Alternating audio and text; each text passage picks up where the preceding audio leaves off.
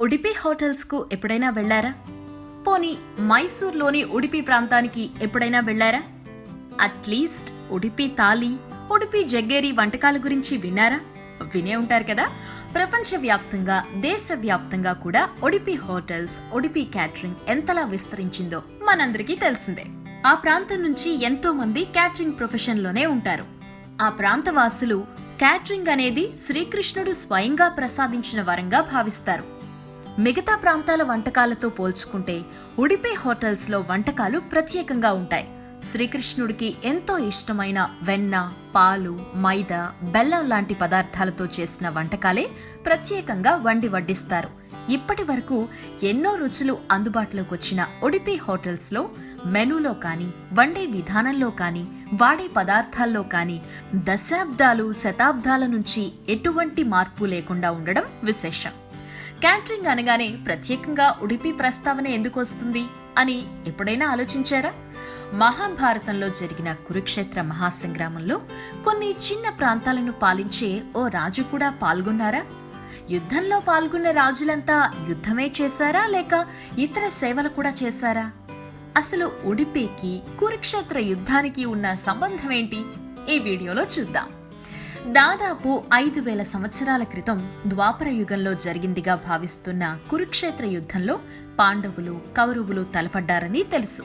ఆ యుగానికే ఆదర్శంలా ధర్మ సంస్థాపన కోసం జరిగిన మహాసంగ్రామ వ్యూహంలో భాగంగా వివిధ ప్రాంతాల రాజులు, పాలకులు అందరూ వారి ఇష్ట ప్రకారం అయితే పాండవుల పక్షాన లేదంటే కౌరవుల పక్షాన నిలిచి కురుక్షేత్ర యుద్ధంలో భాగస్వాములయ్యారు. అయితే యుద్ధం ఆరంభానికి ముందే రాజులందరితో శ్రీకృష్ణుడు మంతనాలు జరుపుతూ ఉండగా, ఎవరి వ్యూహాలు వారు రచిస్తూ ఉండగా ఎంతో ముందు చూపుతో ఆలోచించిన ఉడిపి ప్రాంతరాజు దాదాపు 5 లక్షల మంది పాల్గొంటున్న యుద్ధం ఎన్ని రోజులు జరుగుతుందో తెలియదు, ఎంతమంది ప్రాణాలతో ఉంటారో తెలియదు. అందుకే యుద్ధంలో పాల్గొనే సైనికులందరికీ తాను భోజన సదుపాయాలు కల్పిస్తాను అని చెబుతాడు. ఉడిపి రాజు శ్రీకృష్ణునికి పరమభక్తుడు. అందుకే శ్రీకృష్ణుడు అంతమందికి ఏర్పాట్లు చేయగలరా అన్న సందేహాలు కూడా తెచ్చుకోకుండా ఉడిపి రాజుకు యుద్ధంలో పాల్గొనే సైన్యానికి భోజనాలు ఏర్పాటు చేసే అతిపెద్ద బాధ్యత అప్పగించారు. కురుక్షేత్ర యుద్ధం ఆరంభమైంది. రకరకాల వ్యూహాలతో సైనికులు కథన రంగంలో పోరాడుతున్నారు. మొదటి రోజు 5 లక్షల మంది పాల్గొంటారని అంచనా. అందరికీ భోజనాలు సిద్ధం చేశారు. రెండో రోజు, మూడో రోజు అలా యుద్ధం జరుగుతోంది. సైనికుల మరణాలు, హాహాకారాలు. ఏ రోజుకా రోజు ఎంతమంది సైనికులు మిగిలితే అంతమందికి సరిగ్గా సరిపడా భోజనం సిద్ధం చేసేవారు ఉడిపి రాజు ఆధ్వర్యంలో. ఇదంతా వింతగా అనిపించేది. యుద్ధం ముగిశాక అందరూ భోజనం చేసేవారు. అందరికీ సరిగ్గా సరిపోయేది. 5 లక్షల మంది కోసం తయారు చేస్తే ఆహారం వృధాగా పోవాలి. పోనీ తగ్గించి చేస్తే కొంతమంది సైనికులు పస్తులుండాలి. కానీ ఎంతమంది సైనికులు మిగిలుంటున్నారో, ఎంత ఆహారం సిద్ధం చేయాలో ఉడిపి రాజుకు ముందుగా ఎలా తెలిసేవి అని అందరూ ఆశ్చర్యపోయేవారు. ఒకరోజు పాండవులు ఇదే విషయం తెలుసుకుందామని వంటశాల సందర్శనకు వెళ్లారు. అక్కడ వంట చేస్తున్న వారిని అడగ్గా తమ రాజు తెలియచేసిన కొలతల ప్రకారమే భోజనం సిద్ధం చేస్తున్నాము అని తెలిపారు అక్కడి వంటవారు. దాంతో పాండవులు ఉడిపి రాజును కలిశారు. తమకున్న సందేహాన్ని తీర్చమని అడిగారు. దానికి ఉడిపి రాజు సమాధానమిస్తూ, ప్రతిరోజు శ్రీకృష్ణుల వారు ధర్మరాజుతో కలిసి ఆహారాన్ని స్వీకరిస్తారు. వీరిరువురికి వ్యక్తిగతంగా నేనే భోజనం సిద్ధం చేస్తున్నాను. శ్రీకృష్ణుల వారు భోజనం తరువాత ఉడకబెట్టిన వేరుశనక్కాయలు తినేవారు. అవి కూడా ఓ గుప్పెడు.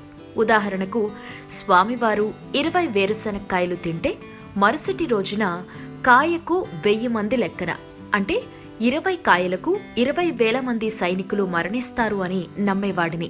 ఆ విధంగా మిగిలి ఉన్న సైనికుల ఆహారంలో మరణిస్తారని భావిస్తున్న సైనికుల వాటా తగ్గించి భోజనం సిద్ధం చేయిస్తాను. స్వయంగా శ్రీకృష్ణ భగవానునికి పరమభక్తుడైన తనకు అదే ఉపదేశంగా భావించి ఆహార వృధాన్ని ఆపగలుగుతున్నాను అని చెబుతారు. దాంతో పాండవులు ఇదంతా శ్రీకృష్ణ మాయ అని గ్రహించి తమ సందేహ నివృత్తి జరిగినందుకు సంతోషిస్తారు. అలా కురుక్షేత్ర యుద్ధ సమయంలో తమ రాజుకు శ్రీకృష్ణ భగవానుని ఆదేశం ద్వారా లభించిన వరంగా భావించి అప్పట్నుంచి ఉడిపి ప్రాంతవాసులు క్యాటరింగ్నే తమ వృత్తిగా, భగవంతుని ఆదేశంగా పాటిస్తూ ప్రపంచవ్యాప్త గుర్తింపు పొందారు. అందుకే హోటల్ పేరు ఎంత పెద్దది పెట్టినా పక్కన ఉడిపి హోటల్ అని రాసి పెట్టడం మర్చిపోరు. అదన్నమాట అసలు కథ. ఇలాగే కృష్ణ భగవానుని సందేశం మనము అర్థం చేసుకుని ప్రపంచం ఎదుర్కొంటున్న ఈ కష్టకాలంలో ఆహార వృధాను నియంత్రిద్దాం. ఆహార నిల్వలు భావితరాలకు అందించే బాధ్యత తీసుకుందాం. ఏమంటారు?